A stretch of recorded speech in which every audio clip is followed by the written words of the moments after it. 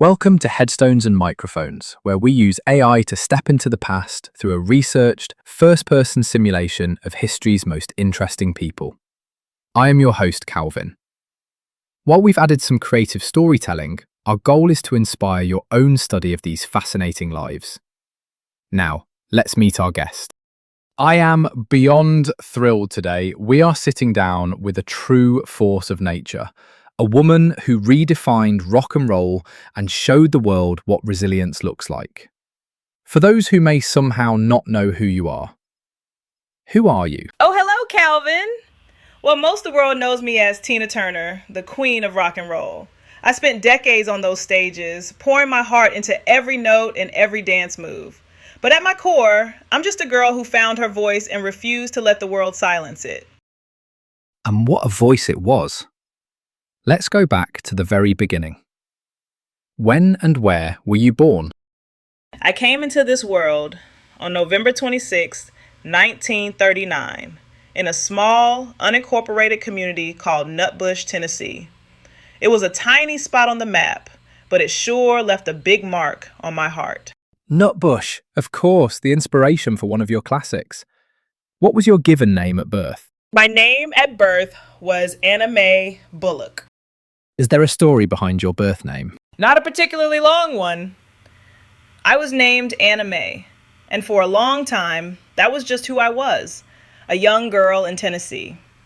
The name Tina didn't come until much later, when Ike Turner decided to change it for the stage. He actually trademarked the name so that if I ever left, he could just find another Tina.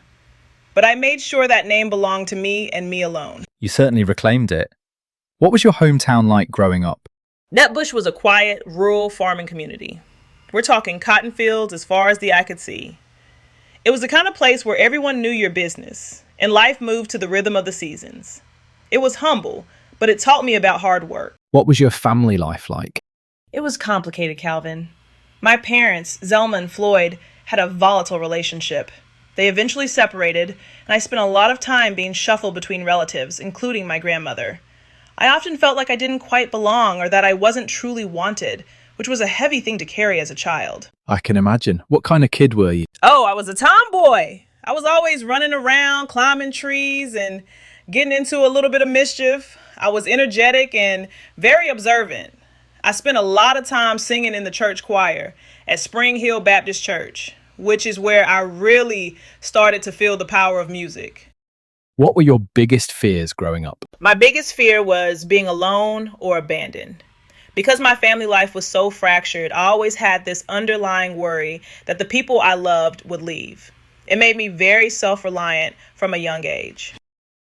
What did you dream of becoming as a child? I actually thought about being a nurse. I wanted to help people and take care of them. But deep down, whenever I heard music, I felt a pull toward the stage, even if I didn't know how to get there yet. What were some of your favorite activities in school? I loved being on the cheerleading squad and the basketball team. I had so much energy, and those were great outlets for it. And of course, anything involving music or performing. What was your first job? I worked as a domestic worker and a nurse's aide when I moved to St. Louis as a teenager. I did what I had to do to help out. Was there a moment where you realized you were different from everyone else? It was when I first stood up and sang with Ike's band at the Manhattan Club in St. Louis. I had been watching them for a long time, and one night the drummer put the mic in front of me. When I opened my mouth, the whole room stopped. I realized then that I had a gift that could move people. What's a decision that changed everything for you, but felt small at the time? Going to that club with my sister Anya. It seemed like just a night out to see some music, but it put me in the orbit of the man who would start my career and change my life forever. What was your biggest break? A Fool in Love in 1960. The singer who was supposed to record it didn't show up, so I stepped in to do the demo. The record executives loved my version so much, they kept it. That was the start of the Ike and Tina Turner review. What were your biggest struggles before success? Just finding my way out of the small town mindset and dealing with the rejection I felt from my parents. I had to build my own confidence from scratch. Did you ever consider quitting? Oh, many times during the dark years of my first marriage. It was so hard and I was so tired. But there was always a little spark inside me that said, not yet. You have more to do. Were there any specific daily habits or routines that you feel are essential to your success? Chanting. Discovering Buddhism and the practice of Nam-myoho Renge Kyo literally saved my life. It gave me the inner strength to leave a bad situation and the clarity to build a new life when everyone thought I was washed up. What job would you have had if fame never happened? I think I would have stayed in the medical field. I liked the structure and the idea of helping others heal. What was your life like before fame? It was simple but full of longing. I spent a lot of time looking at the horizon, wondering what was out there beyond the cotton fields. How did relationships change after success? It became harder to know who to trust. People see the star and not the person. But later in life, I found true selfless love with my husband, Erwin, which showed me that relationships could be a source of peace rather than pain. Did fame bring happiness? Not at first. For a long time, I was famous but miserable behind the scenes. True happiness only came when I gained my freedom and could enjoy my success on my own terms. What was the downside of becoming famous? The loss of privacy and the way people felt entitled to every detail of my personal life, especially the painful parts. What misconceptions did people have about you? People thought I was this wild, out of control woman because of how I performed on stage. In reality, I was very disciplined, quiet, and actually quite shy. The stage persona was a performance. What's something people misunderstood about your life? That it was easy once I became a solo star. I had to work twice as hard in my 40s to prove that a woman of my age could still lead a rock tour and top the charts. Tell me about a time when everything went wrong, and how did you handle it? When I left Ike in 1976, I walked out with nothing but 36 cents and a gas station credit card.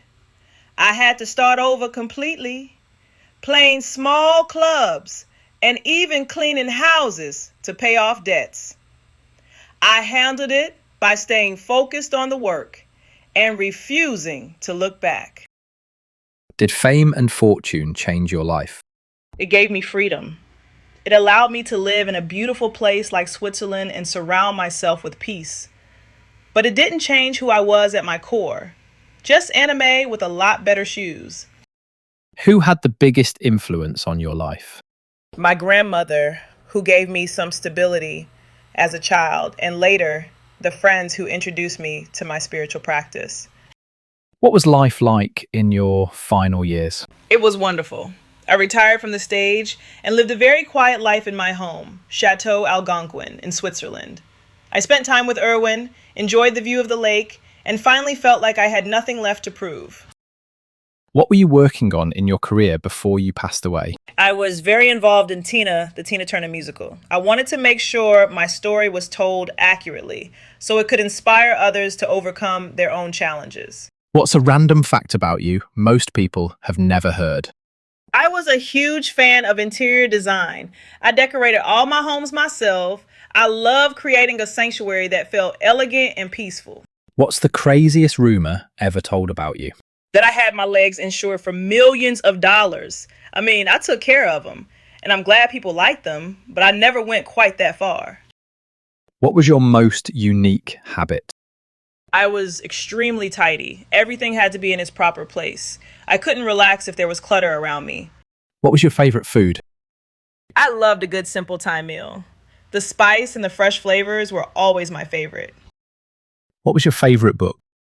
I read many books on spirituality and philosophy, but anything that touched on the strength of the human spirit always resonated with me. Did you have any known rivalries? I didn't really have time for rivalries. I was too busy focused on my own show. I had a lot of respect for other performers, especially the women coming up after me. Tell us a story nobody talks about. When I was starting my solo comeback in London, I was so nervous that I wouldn't be accepted. I remember walking through the streets and nobody recognizing me, and I actually enjoyed the anonymity. It gave me the space to reinvent myself into the rock singer I wanted to be. Did you ever prank someone? Oh, we had fun on the road. Sometimes we'd hide the backup singer's shoes right before they had to go on stage. You have to keep it light when you're traveling that much. What advice would you give people chasing success? Don't give up.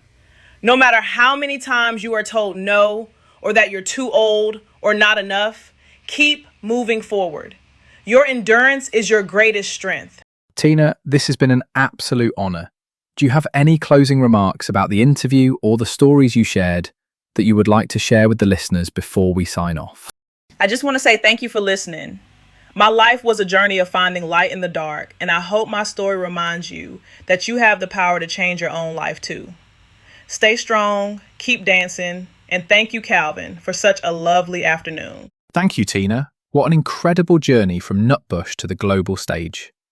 We talked about her resilience, her spiritual strength, and that legendary comeback that inspired millions. And that wraps up another conversation from Beyond the Grave. Thanks for joining us on the Headstones and Microphones podcast. Remember, legends may die, but their stories never do. Please help spread the word by sharing and following the pod.